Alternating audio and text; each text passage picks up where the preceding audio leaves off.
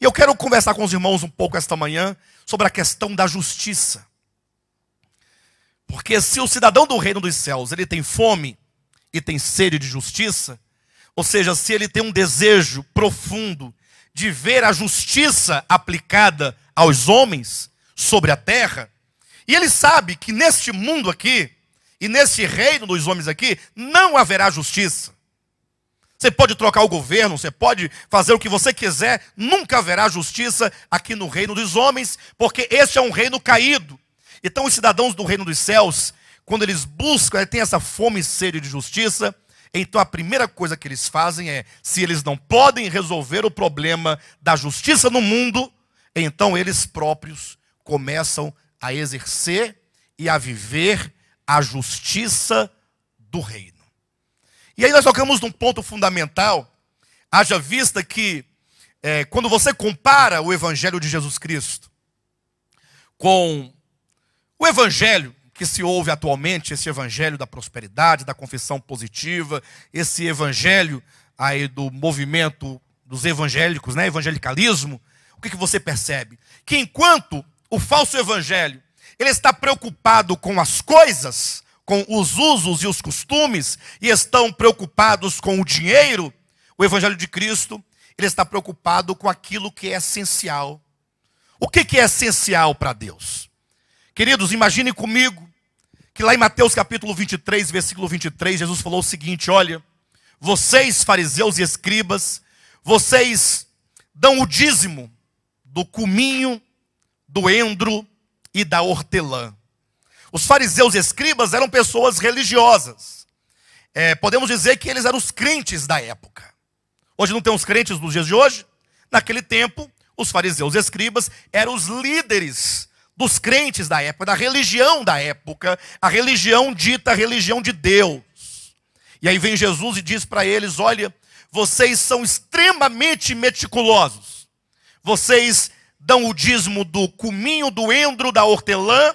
E observe que Jesus não disse que eles davam o dízimo da vaca, do boi, dos carneiros. Isso eles faziam também. Mas Jesus fez questão de mencionar as coisas pequenas, as coisas mínimas. Vocês dão o dízimo até mesmo do cominho, do endro, da hortelã. Vocês são precisos. Vocês são preocupados com essas coisas. Entretanto, vocês se esquecem das coisas mais importantes da lei. E eu pergunto para os irmãos essa manhã: com o que você se preocupa? Onde está a sua preocupação? Com o que você gasta o seu tempo pensando, refletindo, conversando, falando? Será que você ainda está como os fariseus e escribas, que eles primavam e eles valorizavam uma vida meramente religiosa e meramente exterior? Porque se você ler a Escritura e observar os costumes dos judeus, sobretudo desses líderes da religião judaica, eles eram pessoas extremamente religiosas. Eles eram bem vestidos, seus vestidos iam até os pés. Você não podia ver o tornozelo de um fariseu, de um escriba.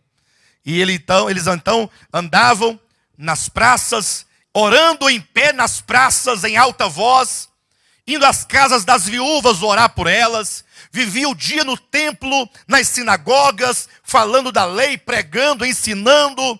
Ora, você não os via, certamente, como viviam, no caso, os publicanos e as prostitutas. E mesmo Jesus Cristo, que quando começou o seu ministério, diz a Bíblia que ele era acusado pelos fariseus e escribas, porque Jesus estava constantemente nos banquetes. Lógico que ele não estava lá para banquetear-se, ainda que assim ele o fizesse, mas estava lá para pregar o Evangelho. Mas constantemente acusavam a Cristo de andar com publicanos e meretrizes, se assentar com eles nas mesas. Mas os fariseus não, eram pessoas extremamente sérias, exteriormente bonitas, elegantes, bem vestidas. Qualquer um que olhasse para ele falasse: olha, aqui estão os homens de Deus, pelo que eles aparentam ser. Queridos, e esta é a religião dos homens desde sempre, não é diferente nos dias de hoje. Infelizmente nós ainda herdamos um certo puritanismo. Eu falo isso porque eu fui alvo, certamente, dessa falsa compreensão da verdade, eu me recordo a primeira mensagem que eu ministrei na minha vida. Bem, se bem que quando eu tinha os meus 12 anos, eu também preguei uma vez. Só que eu nem me lembro bem exatamente do que eu preguei. Fui convidado para pregar, mas não vamos contar com essa porque eu não tinha muito juízo, né?